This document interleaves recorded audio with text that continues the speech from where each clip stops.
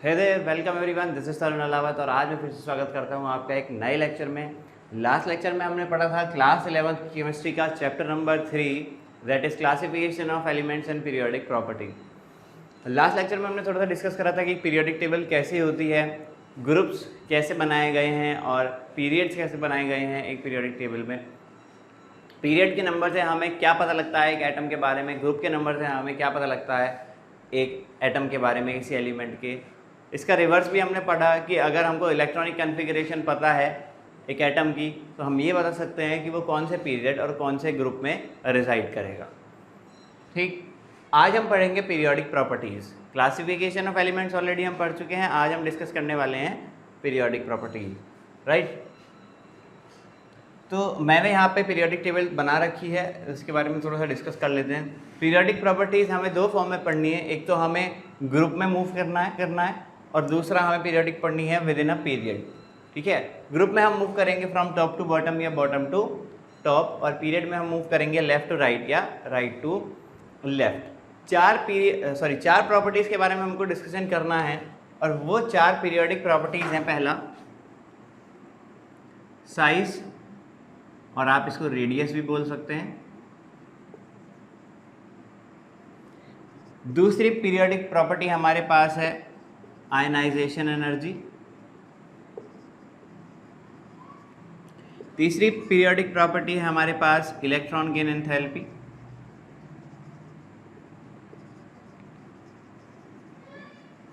और fourth periodic property जो हमारे पास है, जो हमको स्टडी करनी है, वो है इलेक्ट्रोनेगेटिविटी। इन चार पीरियोडिक प्रॉपर्टीज़ के बारे में हम बहुत ज़्यादा डीपली डिस्कस करने वाले हैं। ठीक है, चलिए स्टार्ट करते हैं। सबसे पहली पीरियोडिक प्रॉपर्टी है हमारे पास size. Size of atom of an element. ठीक है, पहले ग्रुप की बात करते हैं, with in a group.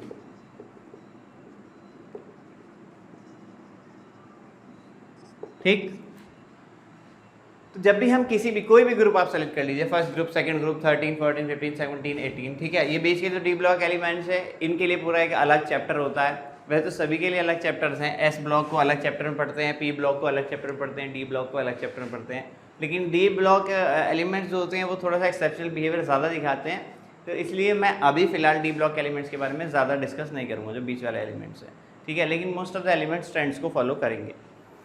Okay, radius of atom, ये साइज ऑफ एटम हमको बताना है। हम किस में स्टडी कर रहे हैं, विद इन अ ग्रुप में। हमको क्या बताना है, ट्रेंड्स बताने हैं कि moving down the group size बढ़ता है कि साइज घटता है। इस तरीके की चीज़ें हमको डिस्कस करनी है। तो अगर आप ग्रुप नंबर 1 की बात करो, जब आप ग्रुप 1 में टॉप टू बॉटम मूव करोगे तो आपको क्या मिलता है, हाइड्रोजन, फिर लिथियम, फिर सोडियम, फिर पोटेशियम, फिर रुबिडियम, फिर सीसियम, फिर फ्रेंसियम। ठीक, हाइड्रोजन का एटॉमिक नंबर क्या है, 1, लिथियम का एटॉमिक नंबर क्या हो जाएगा आपका 3, सोडियम का 11, पोटेशियम का 19। ठीक है, सिमिलरली रुबिडियम का भी हो जाएगा। यहाँ पे आपके पास कितना एटॉमिक नंबर होता है, यहाँ पे आपके पास एटॉमिक नंबर होता है 18, और यहाँ पे कितना होता है 36, तो यहाँ पे कितना हो जाएगा 37। ठीक है, यहाँ पे आपके पास एटॉमिक नंबर कितना होता है 54, यहाँ पे कितना हो जाएगा 55। ठीक है, सिमिलरली यहाँ पे आपके पास एटॉमिक नंबर कितना होता है, यहाँ पे होता है हमारे पास 86, तो यहाँ पे कितना हो जाएगा ये 87।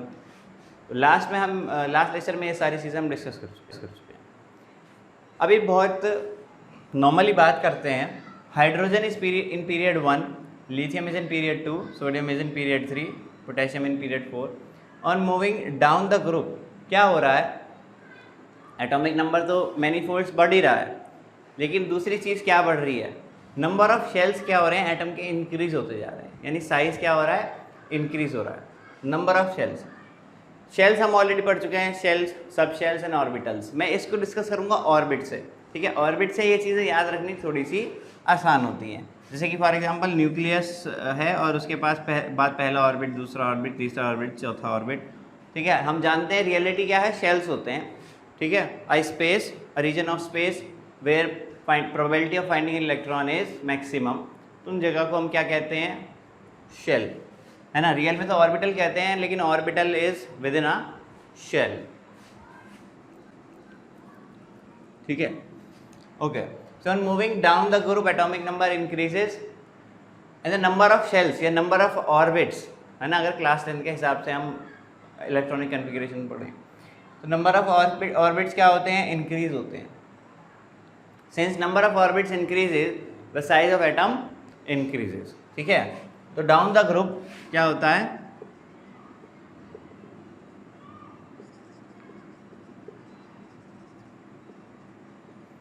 क्या होता है, नंबर ऑफ शेल्स या ऑर्बिट्स इंक्रीजेस, ठीक है। तो साइज या एटॉमिक रेडियस क्या होती है, इंक्रीज होती है, ठीक है। कोई सा भी पीरियड, कोई सा भी ग्रुप ले लें, moving down the group number of shells increase होते हैं, नंबर ऑफ ऑर्बिट, जैसे इसके पास सिर्फ एक ही ऑर्बिट होगा, इसके पास 2, इसके पास 3, इसके पास 4, इसके पास 5, इसके पास 6, इसके बाद 7। कैसे पता लगा, मैंने बताया था आपको कि पीरियड का नंबर हमको क्या डिफाइन कर देता है कि किसके पास कितने शेल्स होंगे, ओके। पीरियड में मूव कर लेते हैं फ्रॉम लेफ्ट टू राइट, ठीक। फॉर एग्जाम्पल थर्ड पीरियड की बात करता हूँ या सेकेंड पीरियड की बात करता हूँ, ठीक। थर्ड पीरियड में आप देखो सोडियम, मैग्नीशियम, मैग्नीशियम के बाद एल्यूमिनियम, फिर silicon, phosphorus, sulphur, chlorine, argon, ठीक। यहाँ एटॉमिक नंबर है 11, 12, 13, 14, 15, 16, 17, 18। पीरियड में अगर आप गौर से देखो सारे के सारे जितने भी एलिमेंट्स एक पीरियड में, सबका नंबर ऑफ शेल्स क्या होता है, सेम होता है। इलेक्ट्रॉनिक कन्फिगरेशन आप बना के देख लो, इसमें क्या आएगी इलेक्ट्रॉनिक कन्फिगरेशन, फाइनली 3s1, जो फाइनल आपका सब शेल आएगा, कितना आएगा 3s1, यहाँ कितना आएगा 3s2। तो सारे के सारे जितने एलिमेंट्स हैं थर्ड पीरियड में, वो फाइनली कौन से ऑर्बिट में एंट्री कर चुके हैं, थर्ड ऑर्बिट में एंट्री कर चुके हैं। तो यानी कि सारे एलिमेंट्स के पास नंबर ऑफ ऑर्बिट्स क्या होता है, सेम होता है, ठीक। लेकिन since atomic number is increasing on moving left to right, sodium का है 11, मैग्नीशियम का 12, एल्यूमिनियम का 13, सिलिकॉन का 14, atomic number gives you number of electrons but it also gives you number of protons, क्योंकि एक एटम में जितने इलेक्ट्रॉन्स होते हैं उतने ही प्रोटॉन्स होते हैं, ठीक है।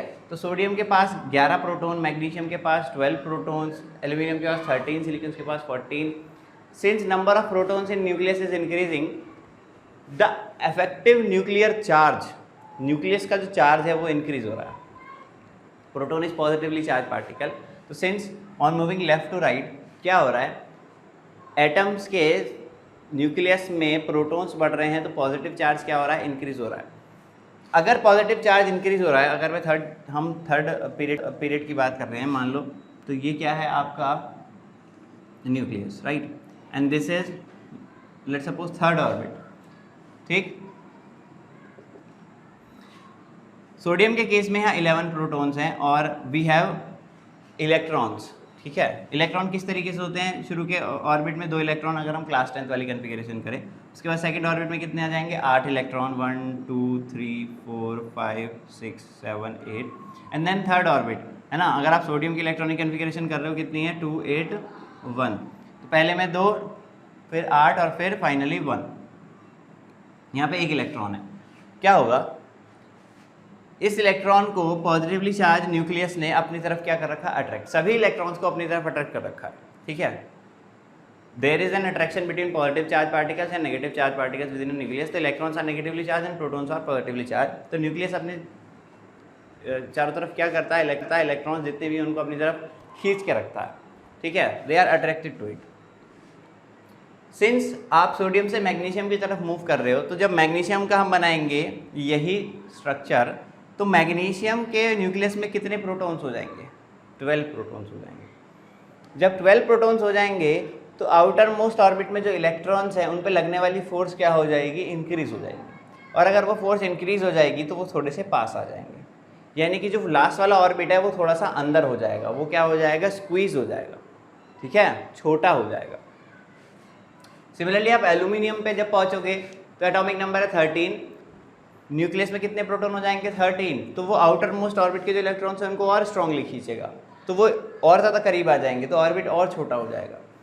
सिमिलरली सिलिकॉन में 14 हो जाएंगे, वो और ज़्यादा खींचेगा, तो सिलिकॉन का एटम और ज़्यादा छोटा हो जाएगा। फॉस्फोरस क्या करेगा, फॉस्फोरस में का एटॉमिक नंबर है 15, उसके न्यूक्लियस में कितने प्रोटॉन्स हो जाएंगे 15, तो उनकी force of attraction outer most orbit के जो इलेक्ट्रॉन्स हैं उन पे और ज़्यादा होगी, तो वो और स्ट्रांगली अपनी तरफ उनको अट्रैक्ट करेगा और लास्ट वाला जो ऑर्बिट होगा वो और छोटा होके न्यूक्लियस के क्या हो जाएगा, करीब हो जाएगा। तो in this way we can say that on moving left to right in a period, since atomic number increases, number of protons in a nucleus increases, ठीक है। Hence the force of attraction, ठीक, on the outer most electrons और on the valence electrons, ठीक है, और on the electrons in the valence shell increases and it squeezes into smaller space, right. समझ में आई बात? तो on moving left to right क्या होता है, जिसको दूसरे शब्दों में ये भी कह सकते हैं इफेक्टिव न्यूक्लियर चार्ज इंक्रीजेज, ठीक। तो अलोंग अ पीरियड क्या होता है, on moving left to right, ठीक है, अलोंग ए पीरियड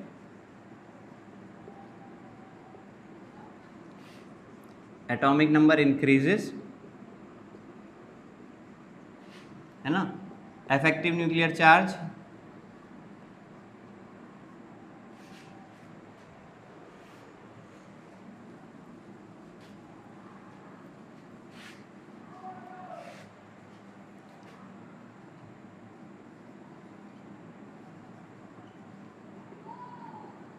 इंक्रीजेस, है ना, इफेक्टिव न्यूक्लियर चार्ज भी इंक्रीज हो जाएगा, उसके which results in strong force of attraction, which results in strong force of attraction on the valence electrons, ठीक है, making the outermost shell या orbit to squeeze into smaller space।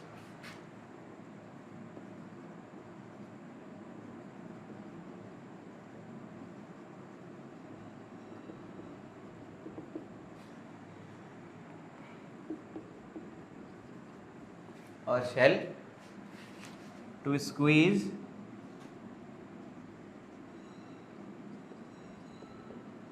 Into smaller space, ठीक है भाई, okay. तो पहली periodic property हमने discuss कर ली, विच इज साइज।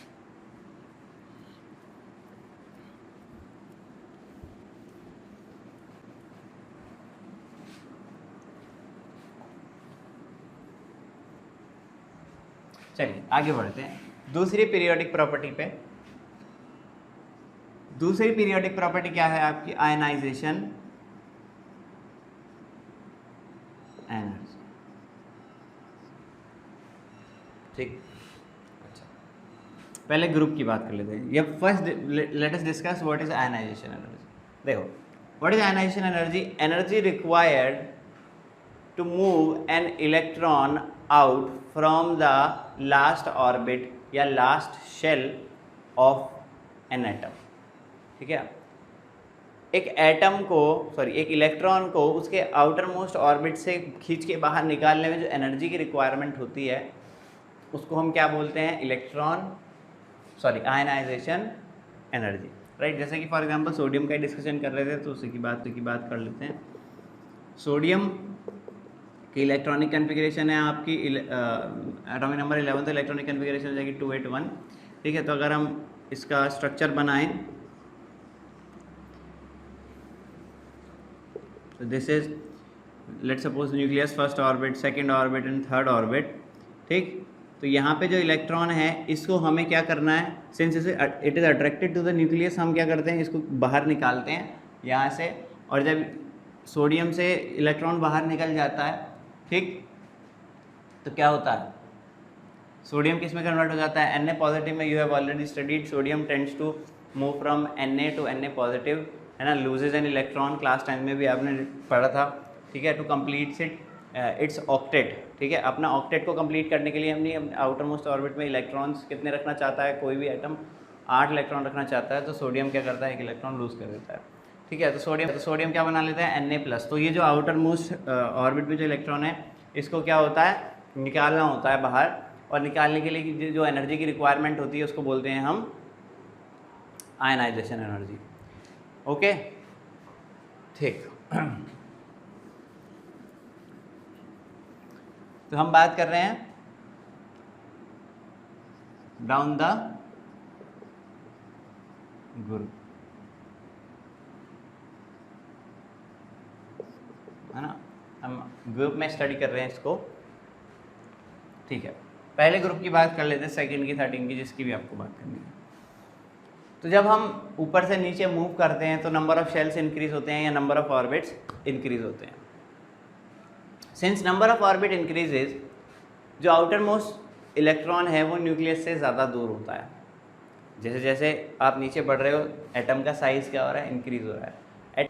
एटम का साइज़ इंक्रीज़ हो रहा है तो क्या हो रहा है, जो लास्ट वाला शेल ऑर्बिट है या शेल है वो बहुत ज़्यादा दूर है न्यूक्लियस से, वो बहुत ज़्यादा दूर है न्यूक्लियस से, तो इलेक्ट्रॉन जो है वो भी बहुत ज़्यादा दूर है न्यूक्लियस से। क्योंकि अगर इलेक्ट्रॉन बहुत ज़्यादा दूर है न्यूक्लियस से तो उस पर फोर्स ऑफ अट्रैक्शन क्या होगी, इतनी स्ट्रॉन्ग नहीं होगी। अगर उस पर फोर्स ऑफ अट्रैक्शन ज़्यादा स्ट्रॉन्ग नहीं होगी तो उस इलेक्ट्रॉन को पुल आउट करना ज़्यादा आसान होगा। ठीक है, तो छोटे एटम के मुकाबले बड़े एटम से इलेक्ट्रॉन को बाहर निकालना उसके लास्ट ऑर्बिट से इज़ मच ईजियर। तो छोटे एटम में ज़्यादा एनर्जी लगेगी और बड़े एटम में कम एनर्जी की रिक्वायरमेंट होगी। तो on moving down the group, since size increases, it is easier, ठीक है, to pull out an electron from the outer most orbit of an atom. ठीक, तो रिक्वायरमेंट ऑफ एनर्जी डिक्रीजेस, यानी कि on moving down the group ionisation energy decreases. ठीक है,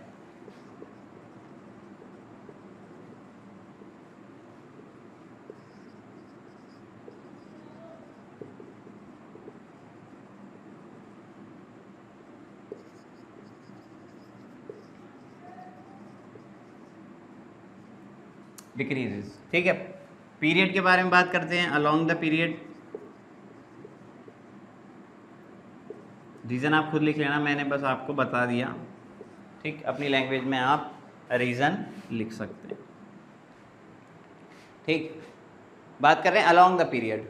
ठीक, तो on moving left to right, मैंने अभी पढ़ाया साइज़ क्या होता है, लेफ्ट टू राइट चलने पे डिक्रीज़ होता है। Since on moving left to right size decrease हो रहा है तो जो आउटर मोस्ट इलेक्ट्रॉन है it is closer to nucleus. ठीक, जैसे जैसे आप लेफ्ट राइट चलेंगे आउटर मोस्ट इलेक्ट्रॉन न्यूक्लियस के क्लोजर होगा, और जितना ज़्यादा वो क्लोज होगा उतना ही डिफ़िकल्ट उसको रिमूव करना होगा।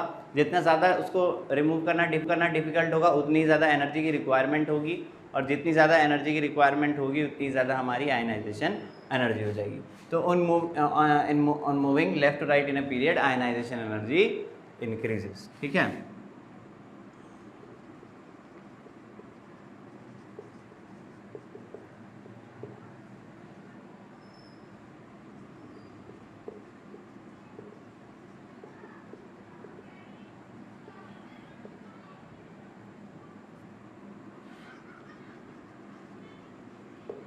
ठीक, तो ये बात हुई हमारी आयनाइजेशन एनर्जी की। ओके, इसके बाद हम डिस्कस करते हैं इलेक्ट्रॉन गेन एंथैल्पी।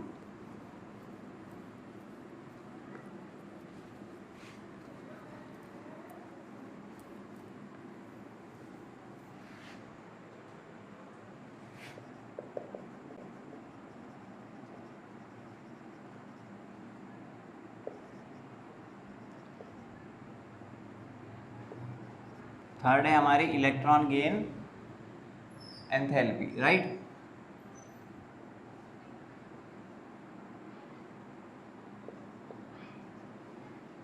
या एनर्जी। बात करते हैं what is electron gain enthalpy या एनर्जी। जिस तरीके से इलेक्ट्रॉन को पुल आउट करने में एनर्जी लगानी पड़ती है, अगर एक एटम अपने आउटर मोस्ट ऑर्बिट में इलेक्ट्रॉन ले ले तो एटम अपने अंदर से एनर्जी रिलीज करता है। ठीक है, just opposite of what was ionisation energy. Pull out करने में आपको एनर्जी लगानी पड़ेगी, लेकिन अगर आप इलेक्ट्रॉन देते हो एटम को, तो जब एटम उस इलेक्ट्रॉन को एक्सेप्ट करेगा इट विल रिलीज एनर्जी। समझ में आई बात? तो व्हेन एन इलेक्ट्रॉन, ठीक, sorry, when an atom gains an electron, है ना, in its outer most orbit, ठीक, it releases energy and that energy is called electron gain enthalpy. Correct? Okay. अच्छा, दूसरी बात, जो इलेक्ट्रॉन है उसकी तरफ एफिनिटी जितनी ज़्यादा होगी न्यूक्लियस की, यानी जितनी ज़्यादा स्ट्रांगली वो उसकी तरफ अट्रैक्शन करेगा, वो उतनी ही ज़्यादा क्या करेगा, एनर्जी रिलीज करेगा। और उसकी अट्रैक्शन अगर ज़्यादा नहीं है न्यूक्लियस से, ठीक, तो वो क्या करेगा, न्यूक्लियस की अट्रैक्शन अगर ज़्यादा नहीं है इलेक्ट्रॉन के साथ, तो वो एनर्जी भी ज़्यादा रिलीज़ करके नहीं देगा। इसको ऐसा समझ सकते हैं जैसे कि इलेक्ट्रॉन मिला है तो न्यूक्लियस को बहुत ज़्यादा खुशी हुई है, और वो उसके जितना करीब होगा वो खुशी में उतनी ही ज़्यादा एनर्जी निकालेगा, और वो जितना उससे दूर होगा वो उतनी ही कम एनर्जी रिलीज़ करेगा। ठीक, तो ग्रुप में डिस्कस करते हैं पहले।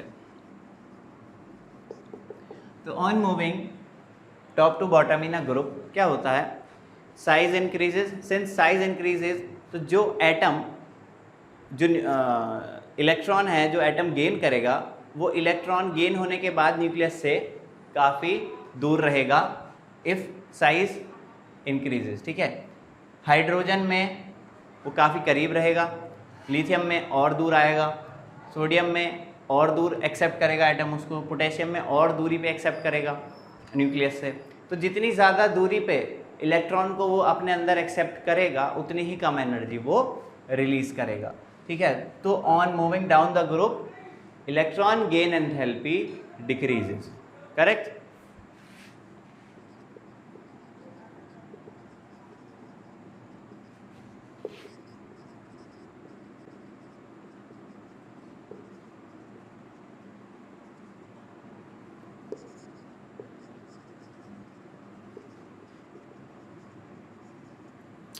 ठीक, पीरियड में स्टडी कर लेते हैं इसको।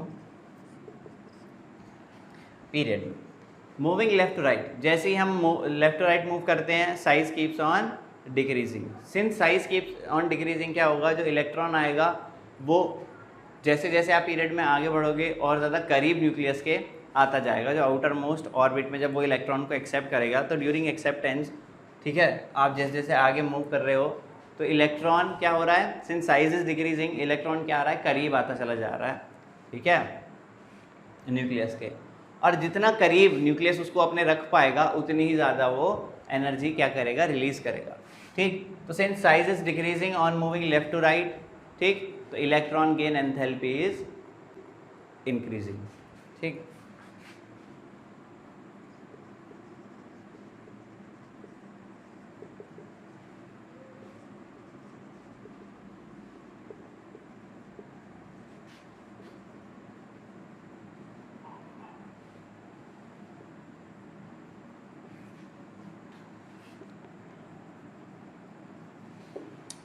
correct? So these are the three periodic properties we have discussed. ठीक, अब इसके बाद आते हैं नेक्स्ट पीरियोडिक प्रॉपर्टी पे, और नेक्स्ट पीरियोडिक प्रॉपर्टी है हमारी electronegativity.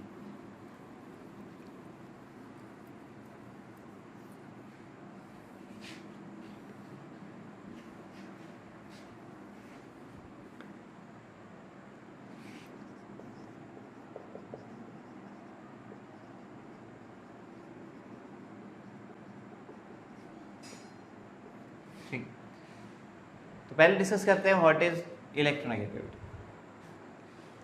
Electronegativity is tendency of an element to attract a shared pair of electron.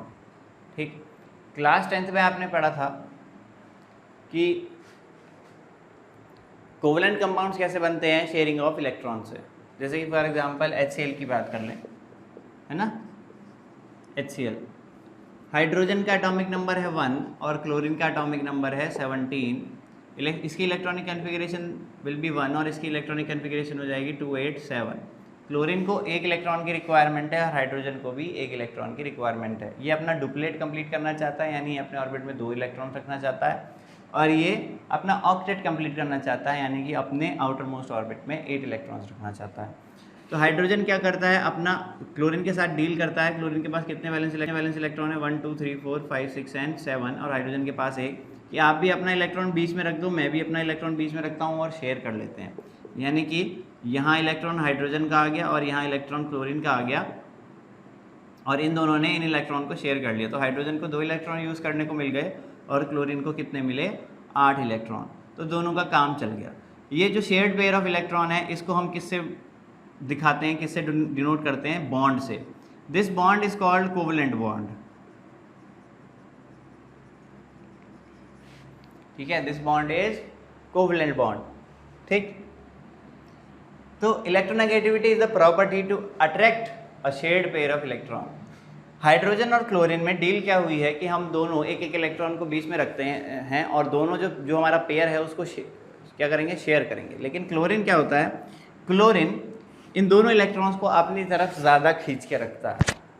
ठीक है, क्यों खींच के रखता है, क्योंकि क्लोरीन की इलेक्ट्रोनेगेटिविटी ज़्यादा है।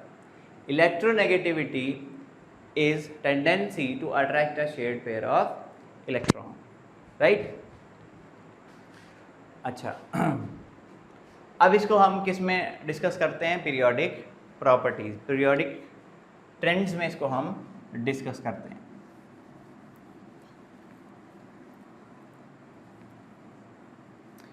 On moving top to bottom in a group, since size increases, क्योंकि साइज इंक्रीज हो रहा है तो आउटर मोस्ट इलेक्ट्रॉन न्यूक्लियस से ज़्यादा दूर होगा।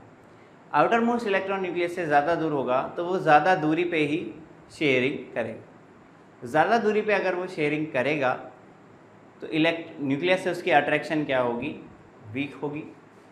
और अगर न्यूक्लियस से उसकी अट्रैक्शन वीक होगी तो उसकी इलेक्ट्रोनेगेटिविटी क्या होगी, डिक्रीज हो जाएगी। ठीक है, तो आप देखो सारा खेल साइज का हो रहा है यहाँ पे, करेक्ट। हमने साइज को स्टडी किया, उसके बाद आयनाइजेशन एनर्जी भी साइज पे डिपेंड कर रही थी कि इलेक्ट्रॉन कितना दूर है। इलेक्ट्रॉन गेन एंथैल्पी भी साइज पे डिपेंड कर रही थी कि इलेक्ट्रॉन कितना दूर है न्यूक्लियस से। और इलेक्ट्रोनेगेटिविटी भी साइज पे डिपेंड कर रही है कि इलेक्ट्रॉन कितना दूर है न्यूक्लियस से, correct. On moving left to right in a period, since size decreases and effective nuclear charge increases, यानी पीरियड में जब आप मूव कर रहे हो लेफ्ट टू राइट, एक तो साइज डिक्रीज हो रहा है, ठीक है ना भाई, आउटर मोस्ट इलेक्ट्रॉन धीरे धीरे धीरे धीरे न्यूक्लियस के करीब आ रहा है। दूसरा, लेफ्ट टू राइट चलने पे एटॉमिक नंबर इंक्रीज होने से नंबर ऑफ प्रोटॉन्स न्यूक्लियस में इंक्रीज हो रहे हैं, तो न्यूक्लियस का चार्ज इंक्रीज होता चला जा रहा है। दो फैक्टर्स बड़े स्ट्रॉन्ग काम कर रहे हैं यहाँ पे, ठीक है। तो tendency to attract the outer most electron is more, और जब वो आउटर मोस्ट इलेक्ट्रॉन किसी के साथ शेयरिंग कर रहा होगा तो उसको अट्रैक्ट करने की भी टेंडेंसी क्या हो जाएगी, इंक्रीज हो जाएगी। तो इलेक्ट्रोनेगेटिविटी क्या हो जाएगी, on moving left to right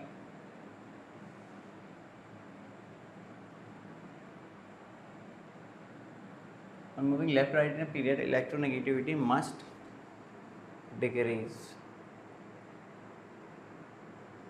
must increase, sorry। And मैं क्या बता रहा हूँ, हाँ मैं ये तो बता रहा हूँ, on moving left to right electronegativity क्या होती है, इंक्रीज होती है, सिंस साइज डिक्रीजेस, ठीक, and effective nuclear charge increases, ठीक है, ओके। तो ग्रुप में क्या होता है, on moving down the group,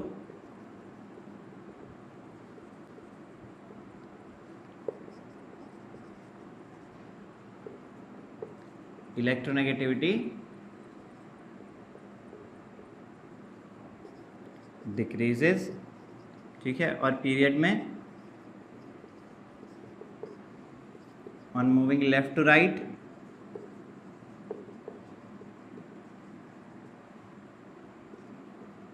in a period, electronegativity increases,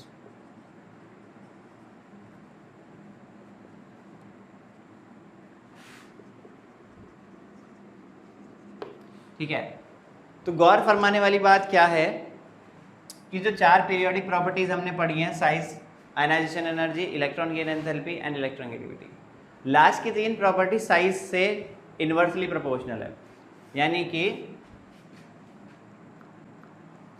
जो ट्रेंड साइज दिखाता है उसके जस्ट अपोजिट चलती हैं बाकी 3 properties. On moving down the group since size increases, तो क्या होता है, electronegativity, electron gain enthalpy and ionization energy decreases. And on moving left to right in a period size decreases, तो electronegativity, electron gain enthalpy and ionization energy increases. ठीक है, तो ये थी हमारी 4 इंपॉर्टेंट पीरियोडिक प्रॉपर्टीज। ठीक, और इसमें और एक प्रॉपर्टी हम डिस्कस कर लेते हैं, metallic and non metallic character. ठीक है, चलिए उसके बारे में डिस्कस कर ही लेते हैं।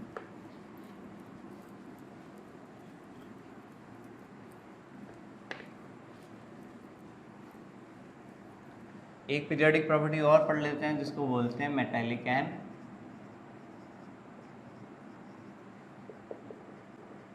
Non metallic character. क्लास 10 में हमने बहुत अच्छे से डिस्कस किया था कि atoms which tends to lose electrons are usually metals, है ना, and atoms which tends to gain electron are non metals. ठीक है, तो इलेक्ट्रॉन लूज करना किसके लिए आसान है, तो इलेक्ट्रॉन लूज करना उसके लिए आसान है जिसकी आयनाइजेशन एनर्जी कम है। ठीक है, जिसकी आयनाइजेशन एनर्जी क्या होती है, आउटर मोस्ट ऑर्बिट से इलेक्ट्रॉन को निकालने में जो एनर्जी लगेगी, तो वो जितनी ज़्यादा कम होगी उतना ही आसान होगा आउटर मोस्ट ऑर्बिट से इलेक्ट्रॉन को निकालना। तो आयनाइजेशन एनर्जी का ट्रेंड क्या है, on moving down the group since size increases ionisation energy decreases.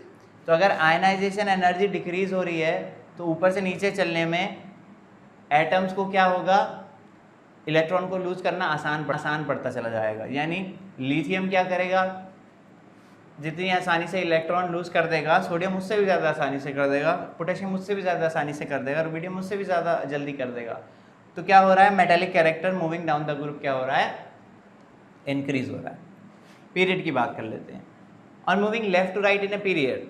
ठीक, left to right in a period क्या हो रहा है, सिंस साइज इज डिक्रीजिंग। मैंने बताया ना तीनों प्रॉपर्टी साइज के अपोजिट होती है, तो साइज से हम याद रख सकते हैं। सिंस साइज इज डिक्रीजिंग, तो आयनाइजेशन एनर्जी इज इंक्रीजिंग। ठीक, आयनाइजेशन एनर्जी इंक्रीज हो रही है तो इट विल बी डिफिकल्ट, ठीक है, to move an electron out of the outer most orbit of the atom. ठीक, जैसे जैसे हम लेफ्ट राइट पीरियड में मूव कर रहे हैं, क्या होगा, आयनाइजेशन एनर्जी इंक्रीज हो रही है तो इलेक्ट्रॉन को मूव कराना आउटर मोस्ट ऑर्बिट से बाहर विल बी डिफ़िकल्ट। तो क्योंकि जैसे जैसे आगे मूव करेंगे तो इलेक्ट्रॉन को लूज करना डिफ़िकल्ट हो जाएगा, तो मेटालिक कैरेक्टर क्या होना शुरू हो जाएगा, डिक्रीज होना शुरू हो जाएगा। ठीक है, तो on moving down the group metallic character increases and moving left to right in a period metallic character decreases. और नॉन मेटालिक के लिए इसका जस्ट उल्टा कर देंगे, मेटालिक का अपोजिट क्या होता है, नॉन मेटालिक कैरेक्टर। तो on moving down the group, क्योंकि मेटालिक कैरेक्टर क्या हो रहा है, इंक्रीज हो रहा है, तो नॉन मेटालिक कैरेक्टर क्या होगा, डिक्रीज होगा। On moving left to right, क्योंकि मेटालिक कैरेक्टर डिक्रीज हो रहा है तो नॉन मेटालिक कैरेक्टर इंक्रीज होगा। ठीक है, तो these are the periodic trends और periodic properties of different elements of periodic table. आज के लेक्चर में हम इतना ही पढ़ेंगे, बाकी डिस्कस करेंगे नेक्स्ट लेक्चर।